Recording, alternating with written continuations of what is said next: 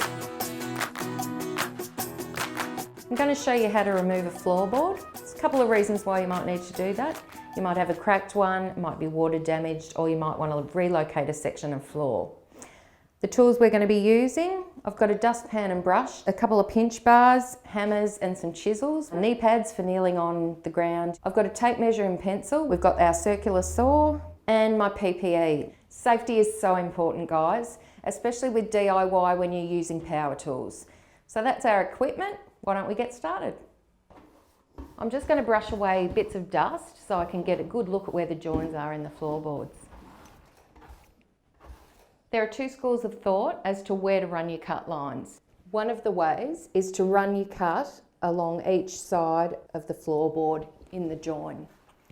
The way I'm going to use today, which is the more preferred method, is to run two parallel lines just inside the nail holes here and here.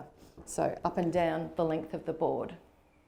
One of the most important things, especially when you're using this circular saw, don't hit any nails. If you need to make marks on the floor so you can avoid the nails, by all means do so. It's a real safety hazard. Before you get started, you need to set the depth of your saw blade.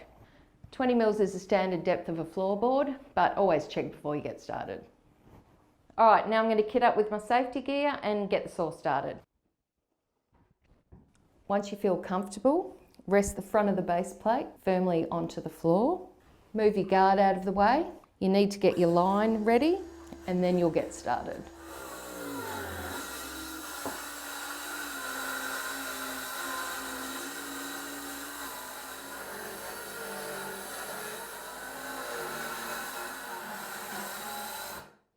So I've cut my two parallel lines, the length of the floorboard. So the next step is to put my gloves on and get the chisel and the hammer and remove the first bit of the floorboard.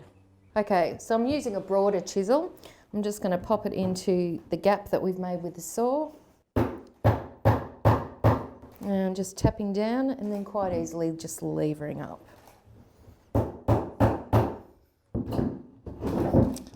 So it comes out nice and easily thanks to my two cuts. So now we're just going to chisel away at these boards to remove these side bits that we've cut between so we can save the boards either side. So this one here and all the ones along here so we can relocate them.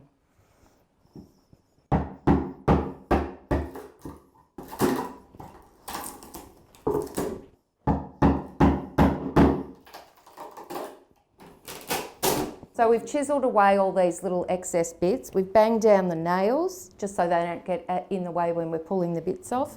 So now we just have to carefully just prise the last little bits out.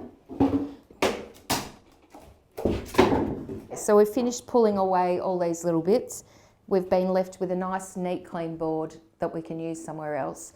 The next bit is to do the same thing on this side so we can remove all that and then we'll have another perfect board on the other side as well.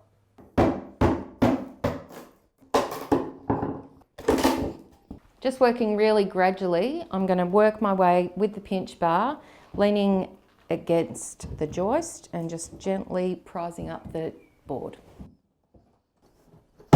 This is make or break in terms of whether you're going to be able to reuse the board. So we're just making sure the edge of the pinch bar is about halfway along the board and just continuing to gently prise it until we hear it pop.